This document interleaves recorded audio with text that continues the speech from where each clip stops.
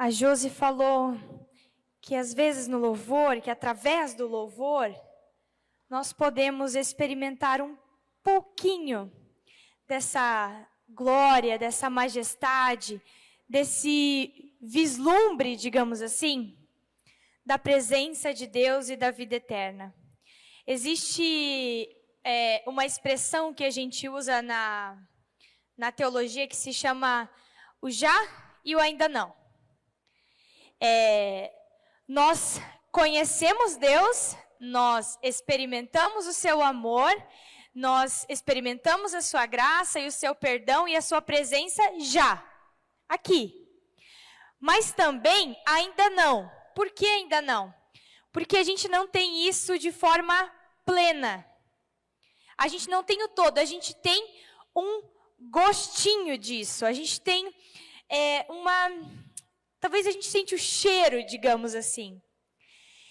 E como é difícil, às vezes, a gente explicar para alguém, até para a gente que prega, para a gente que tem um estudo, por exemplo, assim, da Bíblia, explicar um pouco da glória de Deus, do que é a vida eterna, do que será a vida eterna. A gente também não estava lá, a gente ainda também está nesse já, mas ainda não.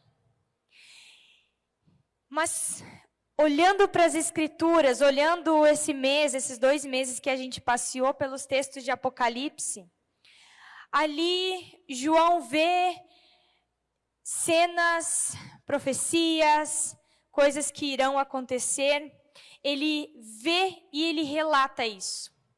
E como a gente falou numa das pregações, acredito que foi na de Sardes, na carta à igreja de Sardes, acho que foi na primeira pregação lá no início, no primeiro domingo de julho ainda, João ele usa uma forma para explicar isso, que ele usa a palavra como. Então ele tem uma imagem diante dele, e aquilo que está na imagem, a maioria das coisas não são conhecidas para a gente. Então ele fala, e era como isso, era como aquilo. E aí eu usei, num desses cultos, eu tentei explicar para vocês como é uma fruta que naquela noite só a Priscila, Lucimar e eu não sei se a Luísa também conheciam, que é o araçaboi. Então eu vou pedir para o Paulinho colocar a foto aqui.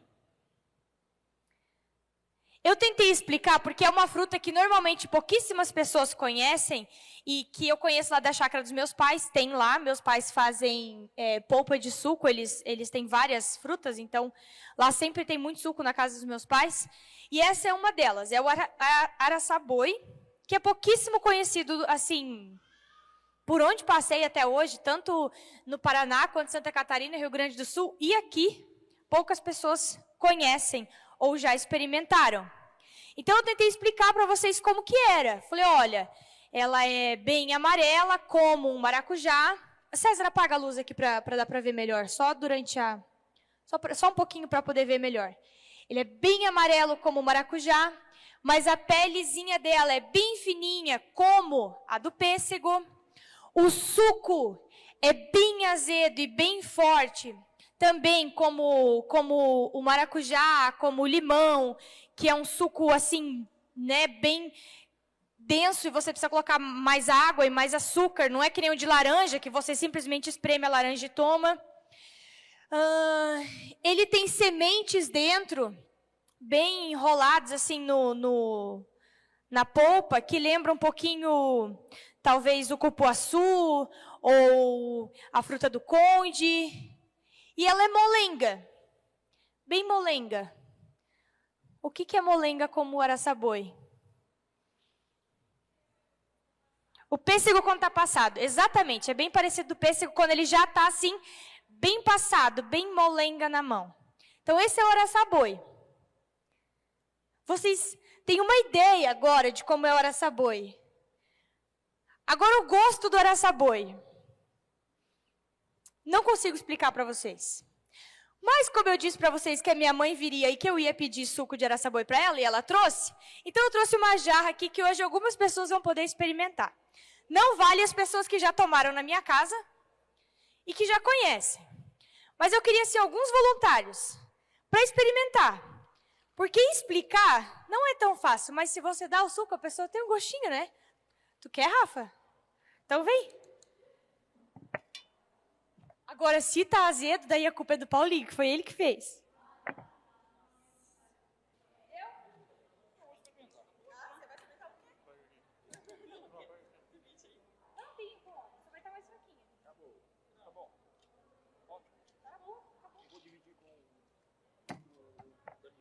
Tá. E aí, a Rafaela falou que tem gosto de... Liga a luz ali de novo pra mim. De maracujá com limão. O Gustavo falou que é bem parecido com as outras espécies de araçá. Existem outras espécies de araçá que a fruta é um pouco diferente. Quem mais? Como é que se chama? Parecido com o umbu da Bahia. Esse eu já não conheço. Mori. Coquinho de macaúba. Imbu. A Josi falou umbu. Eu não sei se é a mesma coisa. Mais alguém que tem uma opinião diferente? Tava muito azedo? Parecido com manga? Ó. Tava muito azedo? Não? Tava bom, viu, amor? Tá de parabéns. Seu suco está aprovado. Acabou a jarra. Para os que não tomaram, próxima safra só quando meus pais vierem novamente. Mas agora, vocês pelo menos experimentaram. Entende? Vocês têm o sabor. E quando eu falar, quando um dia vocês ouvirem alguém dizer, vocês vão falar assim, já experimentei, sei como é que é. Você diminui um pouquinho a imaginação. Por quê? Porque você já experimentou, você sentiu esse sabor, você sentiu esse gosto. A fé, ela é em partes parecida com isso.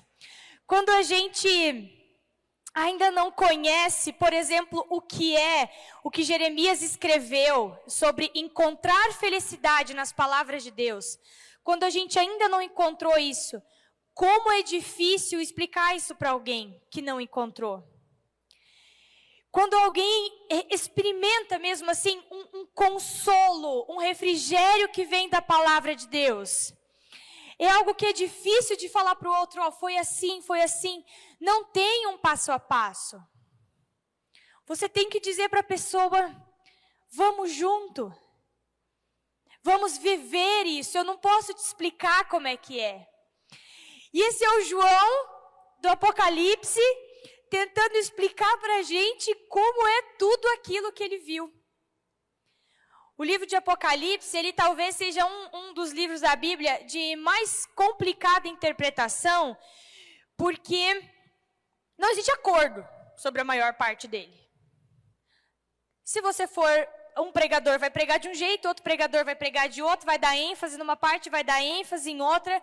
Existem diferentes teologias, diferentes formas de ler esse livro. Por quê? Porque se até o João teve dificuldade de explicar para a gente o que ele estava vendo, porque ele não encontrava palavras.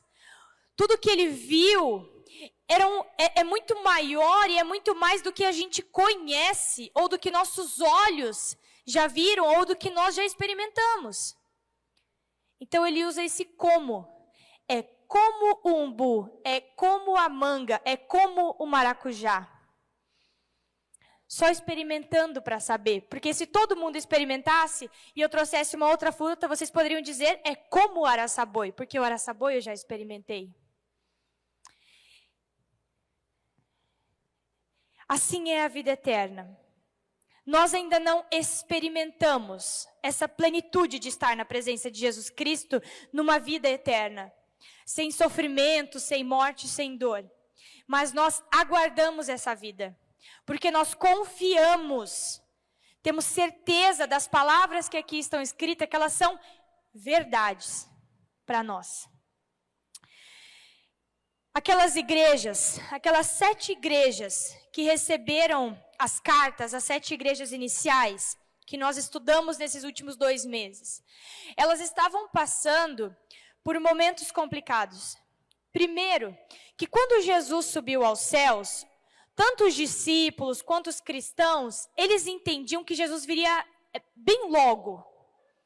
Por exemplo, daqui a alguns meses, ou talvez só alguns anos, mas já tinha se passado ali cerca de 30, 35 anos que Jesus tinha subido aos céus.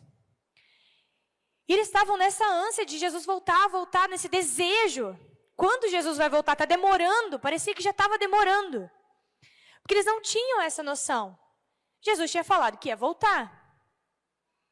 Mas não quando, não se ia demorar a geração deles, ou se fosse na próxima, ou se seria 1 milênio, ou 2 milênios, ou 3 milênios. Porque 2 já se fecharam, né? 2 milênios. E além disso, além dessa espera, eles estavam também passando por muitos momentos de sofrimento, como nós vimos, algumas mais, outras menos, sofrimentos e tentações dentro da comunidade, fora da comunidade, perseguições, desânimos, dificuldades, mortes, prisões por serem cristãos. E aí eles recebem essa profecia de João. E quando eu disse lá no início que esse é um livro de esperança, ele é sim um livro de esperança. O Apocalipse inteiro, um livro de esperança. Para quem espera a volta de Jesus Cristo. Para aqueles que não creem em Jesus Cristo, ou para aqueles que ainda estão em cima do muro, como a gente também usou essa expressão esse mês, e não ainda pertencem a Jesus Cristo, ficam naquela dúvida. Para esses, daí talvez o livro de Apocalipse causa um pouco de medo, um pouco de receio. Mas para aqueles que entregaram sua vida a Jesus, é esperança. É falar assim, estou aguardando isso aqui acontecer. Estou esperando ansiosamente para que isso se cumpra.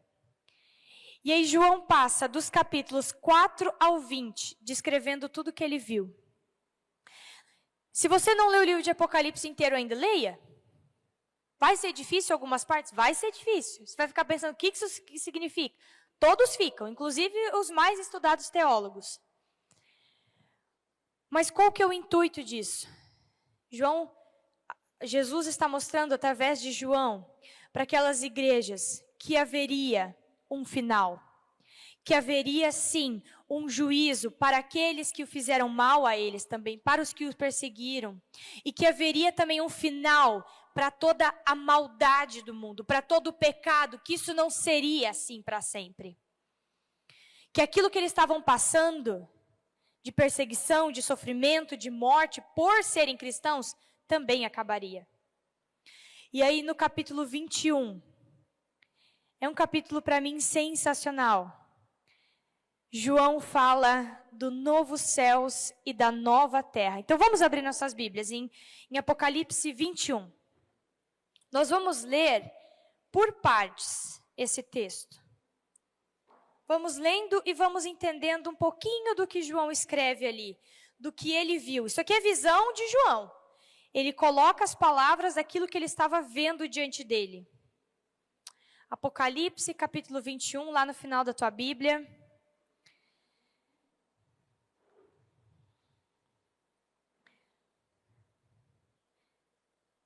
João escreve assim: Então vi novos céus e nova terra, pois o primeiro céu e a primeira terra tinham passado, e o mar já não existia.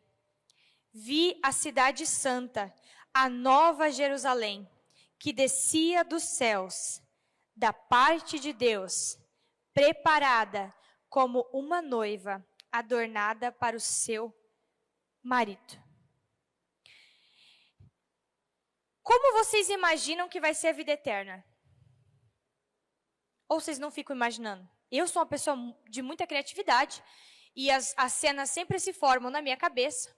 Então, eu sempre imagino. Como que vocês imaginam? eu posso dizer que por boa parte da minha vida, as cenas da minha cabeça foram influenciadas por Tom e Jerry e Era do Gelo. Né? Nuvens, harpas, a gente vestido de branco sem fazer nada. E aí eu ficava pensando, Deus, eu sei que tu disse que vai ser bom, mas parece tão chato, tão chato. E aí eu imaginava também a gente subindo, né, para o céu e morando lá em cima, uma fila gigante para entrar. E aí, quando eu era criança, isso, né, eu ficava imaginando, vai demorar muito para eu entrar, porque já fazem 2000, quantas pessoas já viveram antes de mim, antes de Jesus Cristo, até chegar na minha vez, mas vai ser eterno, então eu não vou perder tempo, porque eu vou viver eternamente. Então, a minha cabeça funcionava assim. E daí lá estava sentado um velhinho de barba branca, que era Deus. Na minha infância era assim que funcionava a vida eterna. E aí eu chego na faculdade de teologia e o professor chamado Erzemiro Hoffmann fala, ele tem um livro sobre isso, que ele explica que vai ser uma nova criação e que a Jerusalém desce do céu junto com essa criação.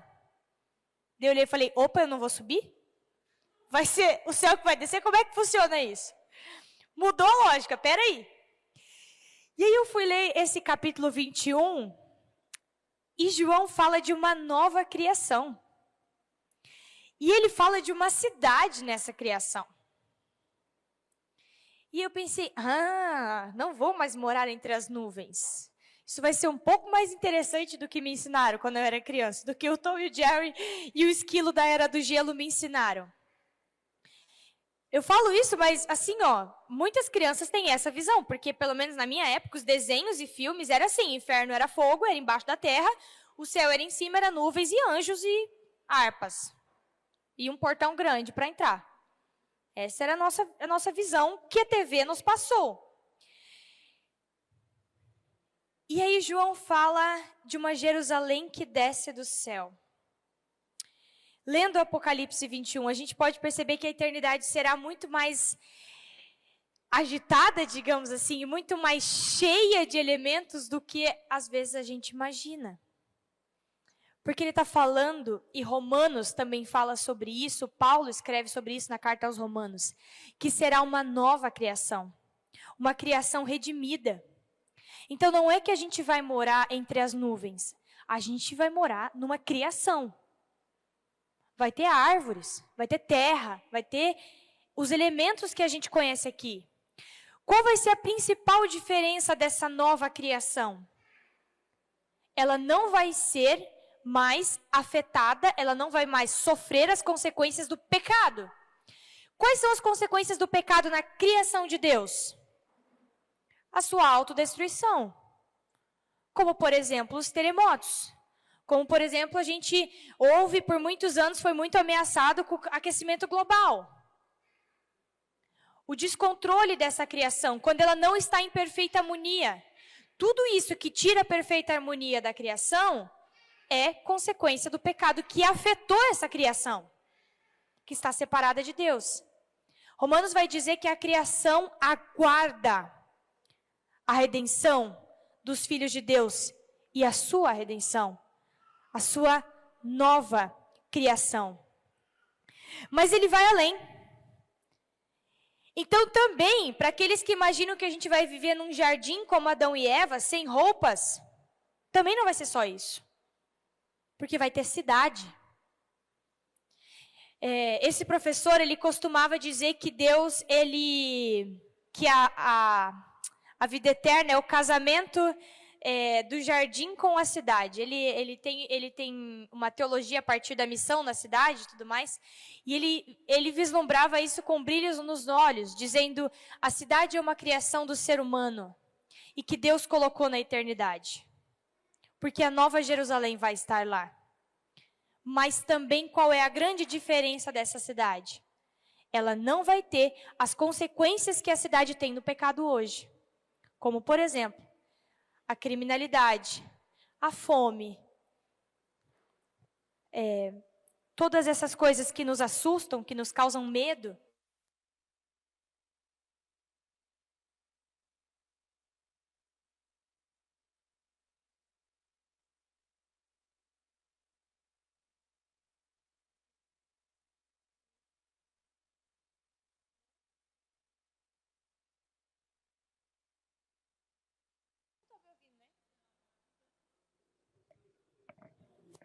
Oi? Ah, voltou. Pior que não tinha ninguém mexendo lá na mesa. Foi só alguma coisa que aconteceu. Posso usar esse? Posso? Tá. Deixa eu voltar aqui agora.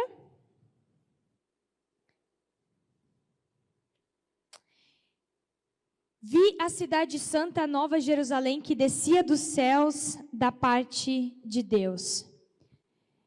Aqui João vê algo que não é a igreja subindo, não são as pessoas subindo para se encontrar com Jesus ou para ir morar no céu.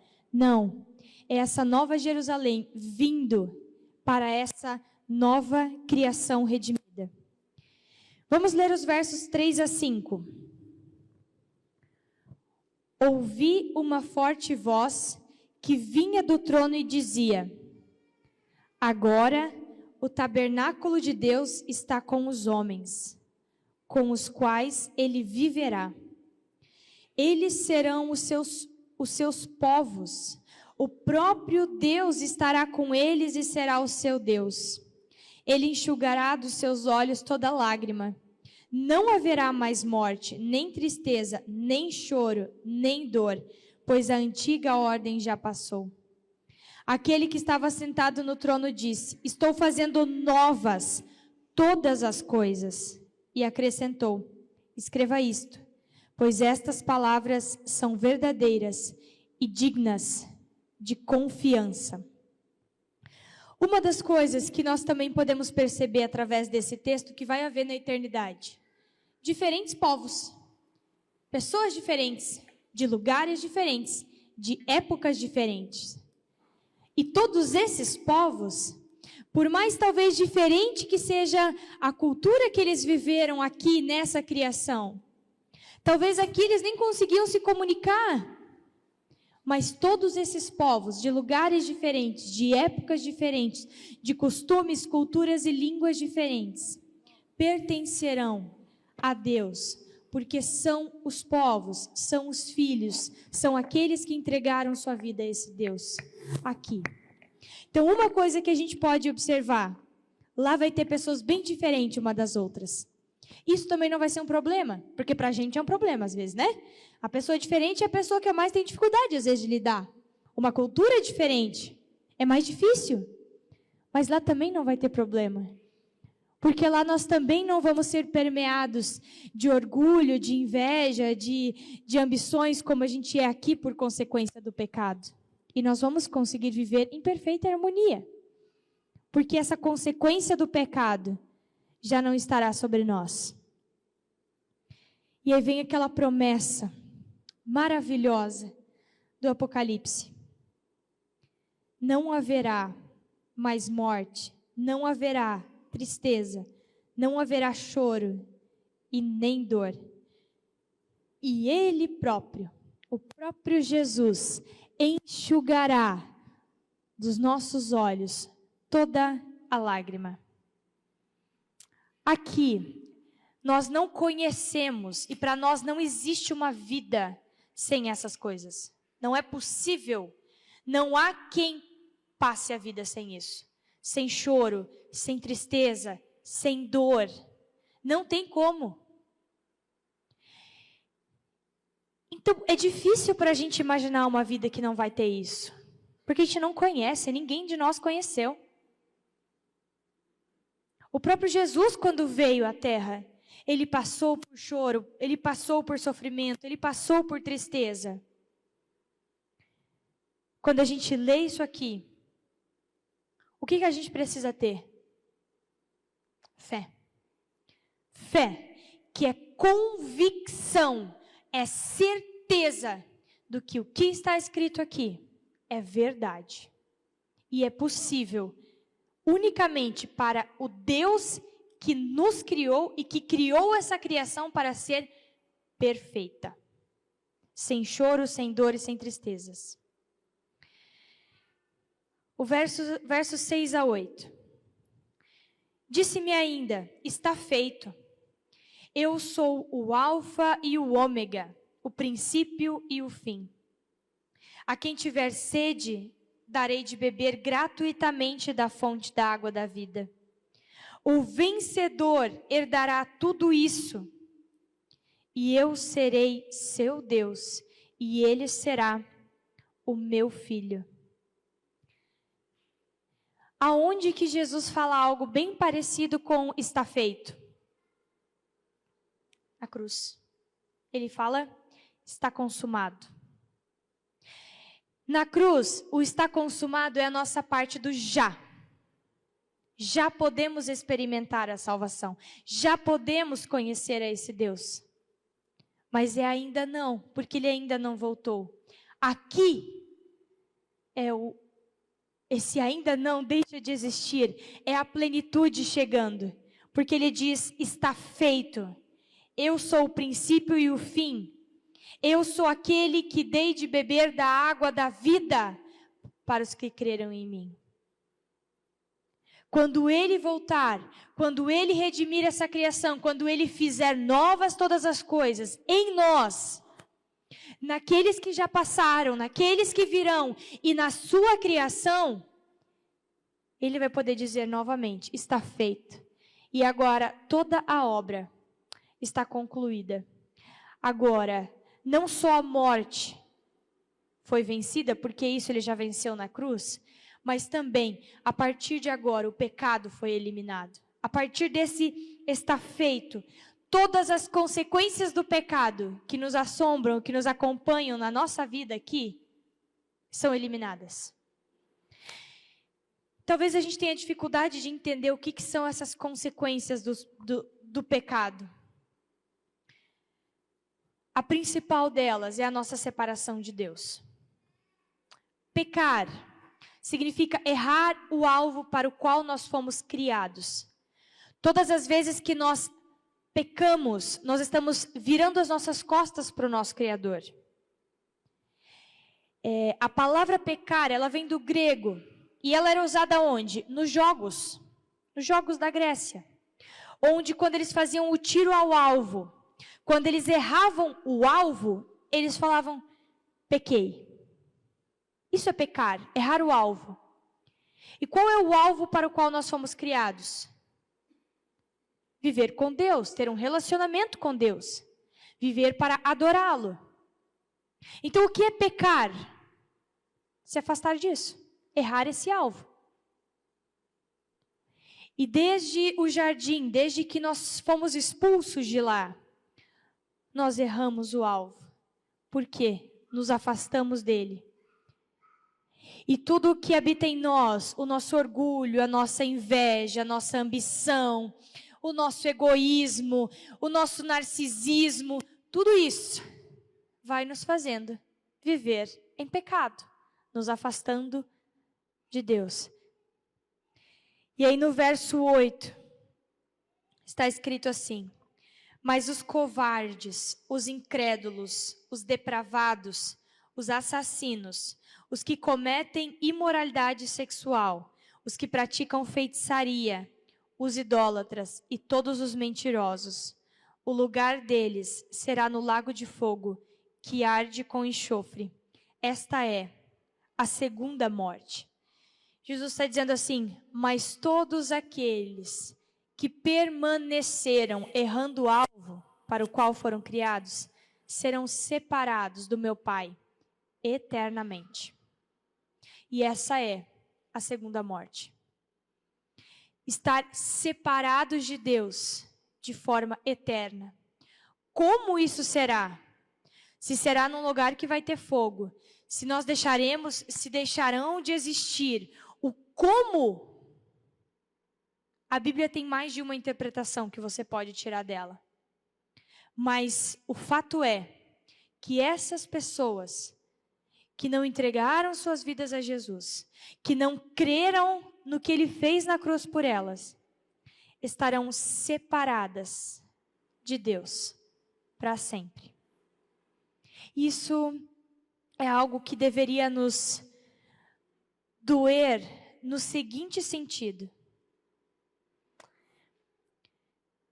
Quando nós vemos alguém que nós amamos, ou qualquer pessoa que foi criada por esse Deus, mas que tem virado suas costas para Ele, tem pecado, tem errado o alvo.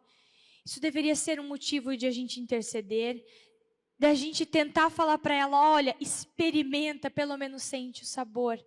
Seria motivo da gente evangelizar, da gente contar que existe um novo céu e uma nova terra. Porque é algo extremamente triste saber que há a possibilidade de vivermos separados de Deus para sempre, debaixo dessas consequências do pecado. Dos versos 9 até o 21, João recebe uma descrição maior. Vamos ler um pouco mais agora. Um dos 7 anjos, que tinha 7 taças cheias das últimas 7 pragas, aproximou-se e me disse: venha, eu mostrarei a você a noiva, a esposa do Cordeiro. Noiva ou esposa do Cordeiro significa a igreja, significa aqueles que creram em Jesus Cristo. Nós. Não igreja construção, igreja pessoas. Então, esse anjo convida João e fala, vem que eu vou te mostrar essas pessoas. Eu vou te mostrar essa igreja. Ele me levou no espírito a um grande e alto monte e mostrou-me a cidade santa, Jerusalém, que descia dos céus da parte de Deus. Ela resplandecia com a glória de Deus, e o seu brilho era como a de uma joia muito preciosa, como jaspe, clara como cristal. Veja como João está usando a palavra como para explicar. Tinha um grande e alto muro com 12 portas e 12 anjos juntos às portas. Nas portas estavam escritos os nomes das 12 tribos de Israel. Havia 3 portas ao oriente, 3 portas ao norte, 3 ao sul e 3 ao ocidente. O que significa isso? Portas para todos os lados do mundo, para todos os povos. O muro da cidade tinha 12 fundamentos e neles estavam os nomes dos 12 apóstolos do Cordeiro. O anjo que falava comigo tinha como medida uma vara feita de ouro para medir a cidade, suas portas e seus muros. A cidade era quadrangular, de comprimento e largura iguais. Ele mediu a cidade com a vara. Tinha 2.200 quilômetros de comprimento. A largura e a altura eram iguais ao comprimento. Ele mediu o muro e deu 65 metros de espessura, segundo a medida humana que o anjo estava usando. O muro era feito de jaspe e a cidade era de ouro puro, semelhante ao vidro puro. Os fundamentos dos muros da cidade eram ornamentados com toda sorte de pedras preciosas. O primeiro fundamento era ornamentado com jaspe, o segundo com safira, o terceiro com calcedônia, o quarto com esmeralda, o quinto com sardônio, o sexto com sárdio, o sétimo com crisólito, o oitavo com berilo, o nono com topázio, o 10º com crisópraso, o 11º com jacinto e o 12º com ametista. As 12 portas eram de 12 pérolas, cada porta feita com uma única pérola. A rua principal da cidade era de ouro puro, como vidro transparente. Ele mostra essa cidade que ele diz que é a noiva que vai acolher essa noiva, a cidade que o próprio Deus criou. E o que eu acho mais interessante nessa descrição, alguns podem entender que é a descrição literal de como será a cidade, e alguns podem entender que tem um significado. Todas essas pedras, todo esse ouro. Mas para mim uma coisa fica clara. Quando ele fala pedra por pedra de cada fundamento. Quando ele fala a cidade era feita de ouro. A cidade tinha 2.000 e poucos quilômetros de extensão, feita de ouro. As suas portas, cada porta tinha uma única pérola. Quem aqui tem uma pérola original? Eu não tenho uma pérola original. O que essa descrição da cidade está mostrando para a gente? Está mostrando que aquilo que Deus fez é infinitamente maior, mais rico, mais forte, mais protegido e mais imponente do que qualquer cidade que o ser humano já tenha construído. Todas as grandes potências que foram conhecidas no período da Bíblia, ou que se conheceram antes de nós, já caíram. A grande Roma, a grande Babilônia, a grande Jerusalém, caíram. Elas tinham muros altos, elas tinham muros espessos, elas tinham grandes povos, elas tinham exércitos, elas tinham riqueza, mas elas não resistiram. Deus está falando assim, e vocês se preocupam tanto com isso? Na minha cidade, ouro é igual terra. Para mim, ouro é igual pó. Por quê? Porque sou eu que crio. Vocês se degladiam, vocês se matam por riquezas, por poder, por glória. Na minha cidade, isso é como a terra no chão. As pedras preciosas que despertam tanto a cobiça dos olhos de vocês, seres humanos. Para mim, elas são como as pedras. Como pedras, tijolos de uma construção que seguram fundamentos. É isso que João está vendo. Uma cidade que a gente não pode imaginar. Um muro de 60 e poucos metros de espessura. Será que numa cidade onde não tem guerra, onde não tem exército, onde não tem ladrão, precisa de um muro de 60 e poucos metros de espessura? De grossura? Alguém vai tentar derrubar esse muro? Não. Deus só está falando assim, a minha cidade tem toda a proteção. É uma forma de mostrar para a gente o seu poder e a sua soberania. Daquilo que seres humanos nunca conseguiram e não vão conseguir construir. Ele diz, eu faço isso com uma palavra, com a minha boca.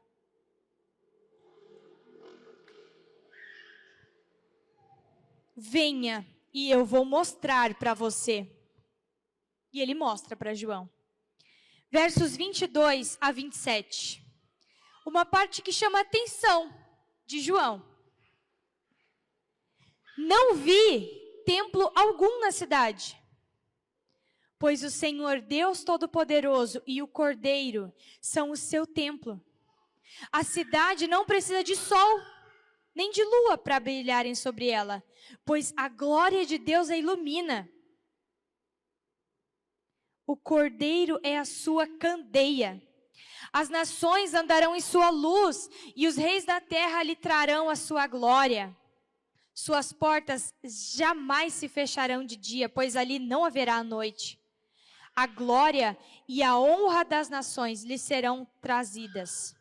Nela jamais entrará algo impuro, nem ninguém que pratique o que é vergonhoso ou enganoso, mas unicamente aqueles cujos nomes estão escritos no livro da vida do Cordeiro.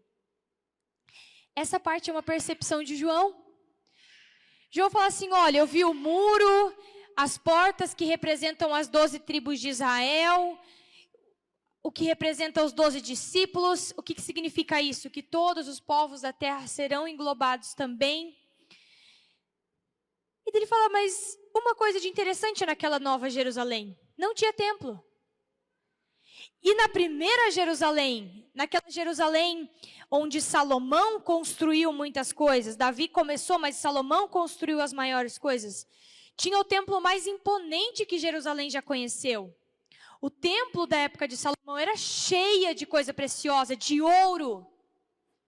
Mas isso é roubado quando os babilônios vêm. Tudo é exterminado. E o que um judeu como João poderia esperar? Que o templo fosse a maior construção da cidade. E dele fala, não tinha. Não precisava ter templo. Por quê? Porque Deus passeava por essa cidade. Ele era a luz dessa cidade. E não precisava de um lugar para ele estar, porque ele estava na cidade, entre o seu povo. E aqui é uma coisa muito importante. No Antigo Testamento, Deus habitava no templo. A casa de Deus era o templo. Antes disso, as crianças estão estudando isso nesse último mês. A casa de Deus era o tabernáculo, a arca da aliança, que eles levavam sempre quando levantavam acampamento, antes da construção do templo. No Antigo Testamento, quando eles queriam falar com Deus, eles construíam altares para representar a presença de Deus. Deus tinha uma casa, tinha um lugar, e isso tinha a ver com construção.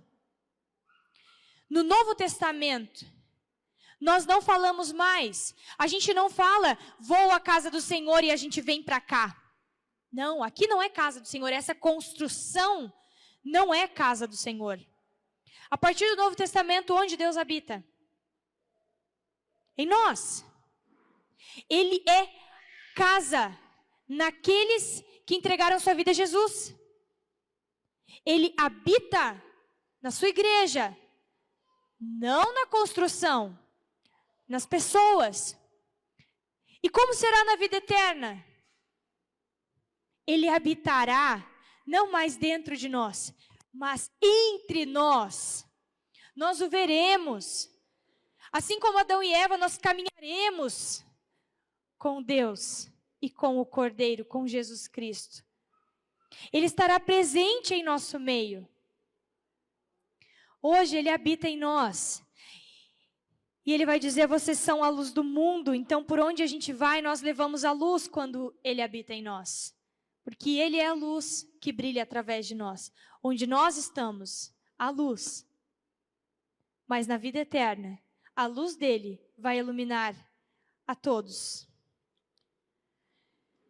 Meus queridos, querida igreja, o que a gente conclui a partir de todo esse capítulo 21 de Apocalipse? Primeiro que Apocalipse é sim uma revelação de esperança. E tem que brilhar os nossos olhos. A gente tem que imaginar isso. A gente tem que ansiar por isso, ficar esperando isso. Porque aqui nós vamos passar sim por dor, por tristeza, por separação, por morte, por luto, por momentos difíceis. Mas Jesus fala, isso tem um prazo para acabar. E é a vida eterna. Amém.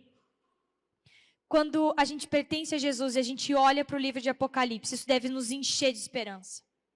Segundo, aquelas igrejas que estavam passando por sofrimento, por perseguição, estavam desanimadas, estavam pensando, quando que Jesus vai voltar? Imagina eles lendo Apocalipse 21, pela primeira vez, porque eles receberam isso. Eles foram os primeiros.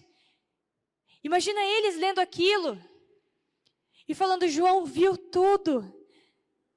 E uma das coisas que é falado ali, que João repete, que Jesus repete, o vencedor herdará tudo isso. Ao final de cada uma das cartas, Jesus fala, mas ao vencedor eu darei a coroa, mas ao vencedor eu darei uma roupa branca, mas o vencedor estará comigo naquele dia. E ele está dizendo assim, ó, assim será aquele dia para aqueles que permanecerem em Cristo Jesus. Terceiro, a nossa esperança não está no aqui e agora. Não está no que nós realizamos ou vivemos aqui. Nós temos sim que ter a dimensão de que aquilo que é melhor e perfeito ainda virá. Nós vivemos a nossa vida aqui sim, o melhor.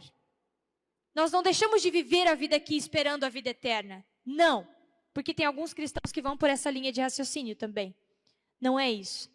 Mas nós vivemos os nossos dias aqui, sem perder a esperança de que aqui sim, termina, acaba, mas de que nós não fomos criados para terminar e para acabar. Nós fomos criados para a vida eterna e para estar com Ele. Amém? Vivamos os nossos dias lembrando que o vencedor estará com Jesus na Nova Jerusalém, nessa criação. Essa é a promessa dele para nós. Ele virá para restaurar toda a criação caída, para eliminar o pecado e suas consequências. E para que nós possamos habitar com ele e nunca mais sermos separados da presença dele. O que ele pede de nós aqui? Podemos resumir isso no versículo que Jesus ensina, de Mateus 22, 37. Ame o Senhor, o seu Deus, de todo o seu coração, de toda a sua alma e de todo o seu entendimento. Ame-o acima dos teus desejos, ame-o acima da tua família, ame-o acima do teu trabalho, ame-o acima dos prazeres dessa vida, ame-o acima dos teus medos, ame-o acima da tua aflição, da tua dor. Ame a Deus acima de todas as coisas, porque no final é para Ele que nós voltaremos. Amém?